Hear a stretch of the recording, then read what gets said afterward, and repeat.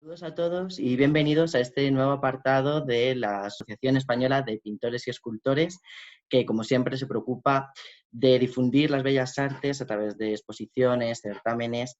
Esta vez, con este formato virtual, lo que estamos buscando es que vosotros desde casa podáis conocer un poco más de cerca a algunos de los artistas que trabajan con nosotros y conocer un poco más cómo son ellos personalmente y algunos aspectos sobre sus obras. En la entrevista de hoy contamos con la participación de un retratista y paisajista excelente, Ricardo Sanz. Bienvenido y muchas gracias por aceptar nuestra invitación. Muchas gracias, Javier. Encantado de participar. Bueno, pues en primer lugar vamos a lanzar algunos datos biográficos sobre usted para que quien no le conozca pueda saber un poco más quién es y de dónde viene. De acuerdo, muy bien. Ricardo Sanz nace en San Sebastián en 1957 en el seno de una familia que ya venía muy relacionada con el mundo del arte, ya que su abuelo era dueño de una galería de arte llamada Galería de Arte La Perfecta y se venía relacionando también con algunos pintores muy famosos en la época y que incluso hoy en día conocemos como Sorolla, Vázquez Díaz o Zuloaga. Es en la adolescencia cuando empieza sus estudios en arte de la mano de José Camps y se licencia en Historia en la Universidad de Deusto y de Historia de Arte en Madrid. Continúa su formación en París y en Italia hasta que finalmente se asienta en Madrid. Influenciado por grandes pintores clásicos y grandes maestros del siglo XIX, su obra se ha considerado como uno de los grandes retratistas del momento. En sus creaciones podemos encontrar retratos de la familia real y ha recibido premios como, por ejemplo, el Premio Nacional de Cultura Viva, el Premio de la Fundación Goya y la Medalla Paul Harris de la Fundación Rotary Internacional. Hasta aquí todo correcto, ¿verdad? Sí, bien. Y bueno, pues cuénteme, ¿qué se siente al tener un currículum tan completo? Bueno, que han pasado muchos años y han pasado muchas cosas. Empecé muy jovencito, descubrí esa pasión por el arte, muy jovencito, y, y decidí ser pintor desde muy joven. También hay que reconocer que en aquella época había mucho más interés por el arte que ahora. Hmm. ¿Eh? Entonces, empecé a ver cosas que me fascinaron y me introdujo en todo esto. Durante tus inicios, ¿ha habido algún maestro que te vaticinara esta carrera tan exitosa? Bueno, pues hablando con muchos maestros de aquella época, pues sí, comentaban que tenía pues, una sensibilidad especial para el arte, en fin, unas habilidades especiales. Incluso mi primer maestro en mi adolescencia, José Camps, ya vio que él se había dedicado siempre a la docencia, y había, era muy mayor, y había visto muchísimos pintores. Yo en mí, pues, un pintor en ciernes. Pues la siguiente pregunta es un poco relacionada con sus primeros pasos, ¿no? ¿Cómo empiezas a meterte en el mundo de la pintura ya a un nivel más profesional? Una vez que tuve yo cierto nivel, porque fui bastante rápido, es decir, que yo contaba de naturaleza con una cierta habilidad. Ujú. Entonces, en cuanto me explicaron y cómo dibujar y cómo pintar y todo eso, fui cogiéndolo bastante rápido. Por lo menos el ABC. O ya un pintor nunca acaba de formarse, es un trabajo de toda la vida. Pero digamos que el ABC enseguida lo cogí. Y empecé primero pues, pintando a la familia, mis amistades y tal, haciendo retratos, paisajes de la zona, y hasta que alguien se encaprichó de un cuadro y me lo compró. Y ahí fue mi época, mi comienzo de mi trayectoria profesional. Fue como un poco el clic que te hizo pensar como, pues a lo mejor podría ganarme la vida con esto, que además al final como que tanto disfrutas, ¿no? Claro, y además enseguida me encargaron algún retrato, porque había mucho interés en aquella época y enseguida me encargaron algún retrato y desde muy jovencito iba alternando mis estudios y mi preparación con encargos y con la venta de cuadros. Habías dicho que notas más interés antes acerca del arte, más interés que ahora. ¿Por qué crees que se da eso?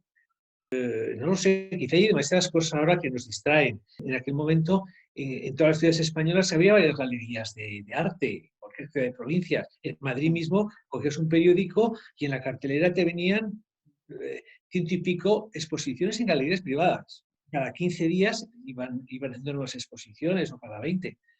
quiero decir que había mucho interés. Tal vez no es que a lo mejor haya dejado de existir, sino que a lo mejor ha pivotado en otros tipos de producciones artísticas, ¿no te parece? No, yo creo que no, yo creo que han cambiado, pues, no sé, los gustos. Quizá ha influido mucho, yo creo que desde que existe todo este tema de Internet, yo creo que ha influido en que interesen menos las artes plásticas. La sociedad está demasiado distraída, demasiado dispersa para centrarse, la vida era más sencilla, digamos, y la gente se centraba más en el disfrute de un cuadro. Esto yo creo que puede ser una cosa de esas. He leído que se te considera un exponente del luminismo. ¿Podrías explicar un poco con tus palabras en qué consiste? Quizá porque se me relaciona a veces con Sorolla, sobre todo por temas de playa en algún momento, pues, y mi pintura también es colorista y eso, pues a veces se me relaciona. Y como Sorolla es, digamos, el emblema del luminismo, por eso hay algunos críticos que hablan de mí como dentro de la pintura luminista.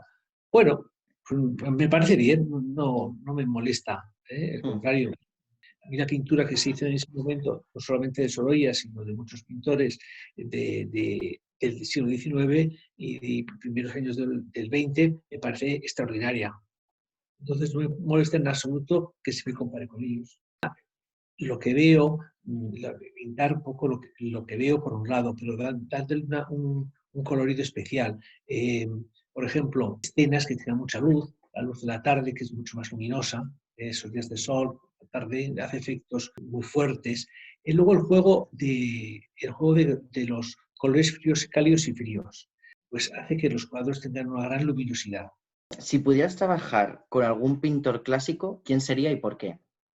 Hombre, quizá Velázquez o Van Dyck son unos pintores eh, que tienen un poder de síntesis extraordinario. Uno se acerca a un cuadro de Velázquez, por ejemplo, que tenemos aquí en el Museo del Prado. Además, hace poco estuve, que había poca gente por el tema de la pandemia, había un poquito gente, no se puede acercar mucho más a los cuadros y las meninas mismo, pues se puede ver a medio metro, pues porque no hay mucha gente. Sí. Y se acerca uno a un cuadro de Velázquez y la verdad que parece que son dos pinceladas maldadas. Y uno se aleja y está todo.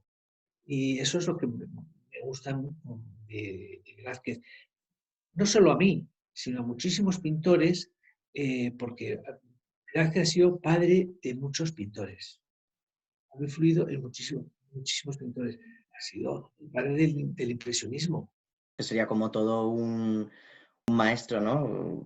Recibir clases o trabajar codo con codo con un maestro debería ser una experiencia para alguien que Claro. se dedica a este mundo casi, no sé, ancestral o de dioses. Hubo muchos pintores en el siglo XIX en Europa, europeos de gran calidad, que viajaron a Madrid a copiar a Velázquez para aprender de él. En momentos en que viajar no era tan fácil como ahora. Tenía su complicación, viajar de París a Madrid era una distancia considerable para aquella época. Y viajaban por ver a Velázquez y por estudiarlo. Le quería preguntar también, ¿cuáles son los pasos que suele seguir a la hora de realizar un retrato? Primero, cuando conozco a la persona, yo enseguida sé cómo la tengo que pintar. Me gusta hablar con la persona, ver cómo tenerse un ratito con ella. Yo además tengo para eso una capacidad psicológica bastante grande. Enseguida veo cómo quiero realizar el cuadro y cómo quiero presentar a esa persona en ese cuadro. Me gusta que mis cuadros tengan una belleza y una elegancia. Y el retratado, por supuesto. Entonces, busco la pose adecuada, la luz adecuada, la mejor luz, para sacar lo mejor de la persona que voy a retratar. Y entonces hago un boceto. Una vez que ya el boceto me gusta, empiezo con el óleo. Y cuando decide pintar un paisaje o alguna escena que no tenga que ser un retrato, ¿sigue también estos mismos pasos? Básicamente, si siempre, suelo hacer un boceto siempre, primero un poquito, un boceto previo, si es un cuadro muy pequeño, entonces, si es un cuadro pequeño y es un apunte, pues entro directamente con el óleo. Si tengo prisa, pues directamente con el óleo. No, no hacer un boceto. ¿Qué cualidades consideras que son importantes para un pintor, sobre todo alguien que quiera empezar ahora a dedicarse al mundo de la pintura? ¿Qué cualidades crees que debería de tener una persona o un pintor actualmente? Hay que nacer con algo, con una sensibilidad especial, si uno se quiere dedicar al mundo del arte. Y luego, pues, estudiar primero dibujo. El dibujo es la base de todas las artes. Es importante de todas las artes plásticas. Entonces, es importantísimo tener un dominio del dibujo y luego del color, Hmm. trabajar mucho y ver a los clásicos, a los buenos pintores, acostumbrarse a ver buena pintura, educar la vista. Es importantísimo ir a los museos y ver buena pintura, porque lo mismo que el músico tiene que educar el oído, el pintor tiene que educar la vista, y acostumbrarse a ver buena pintura. A continuación, quiero que te visualices en un museo, ¿de acuerdo? Como un guía que está por ahí haciendo un tour y de repente pues te encuentras con varias de tus obras, ¿vale? Que yo te las voy a enseñar ahora mismo y básicamente pues quiero un poco que me comentes la historia que hay detrás de ese cuadro, el proceso de cómo nació, alguna anécdota que puedas recordar acerca de ese cuadro, ¿de acuerdo? Ah, sí, sí, sí. Esta es la primera imagen. Bueno, ¿qué me puedes comentar acerca de ella? Este cuadro lo titulé Hijas del Albaicín. Está situado en Granada, que se ve un poco la Alhambra al fondo muy deshecho, pero insinuado. Mm, Quería hacer unas bailaoras, porque a mí el tema del flamenco me parece muy visual, muy colorista, muy plástico, y he pintado muchas bailaoras. Y entonces compuse este conjunto de bailaoras, todas mujeres, que recordaba que en algún sitio había leído escrito por García Lorca que hablaba de unas mujeres que bailaban en el Albaicín, no recuerdo exactamente dónde. Pero se me quedó grabado aquella frase y quise hacer pues, unas flamencas. Y entonces es el estudio de los colores cálidos en un primer plano, con las bailadoras, y poco a poco se van enfriando con la distancia y creando perspectiva aérea, eh, de movimiento, las dos figuras primeras, quería darle mucho movimiento y protagonismo. Y lo de atrás hay varios planos, ¿no? Las bailadoras y ya el fondo. muy bien.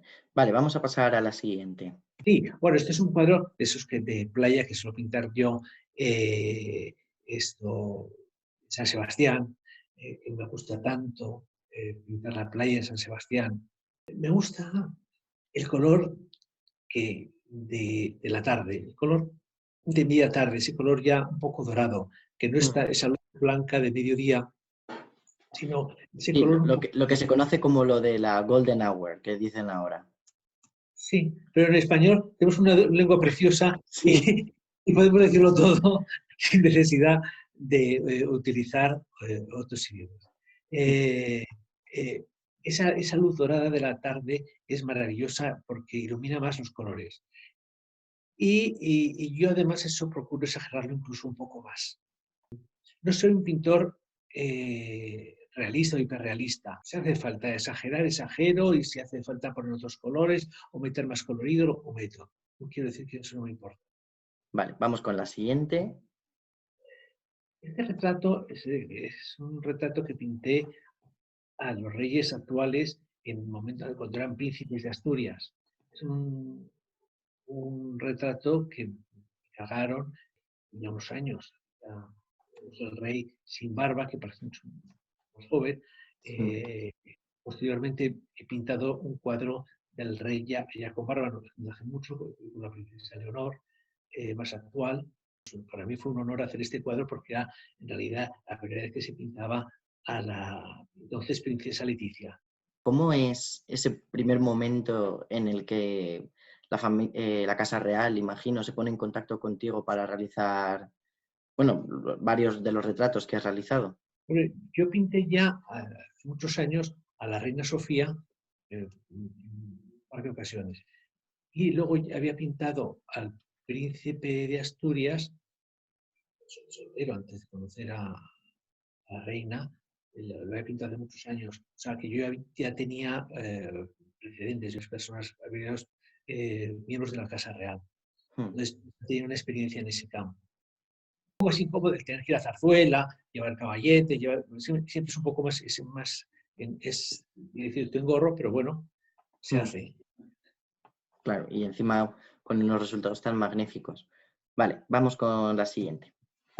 A mí me ha parecido siempre que el cuerpo humano es una inagotable fuente de inspiración. Como un renacentista del siglo XXI, me parece el ser humano un protagonista de muchísimos de mis cuadros. El desnudo es una excusa para pintar al ser humano. En este caso, este desnudo, por su sutileza, quise meter esa gasa negra para hacerlo más sutil aún, contrastar con la piel y con los blancos de esos pines y esas sabanas. Es un jugar simplemente con la belleza. Vale, y ahora vamos con el último. Este cuadro lo pinté hace muchos años. Un poco distinto a todos los que hemos visto hasta ahora.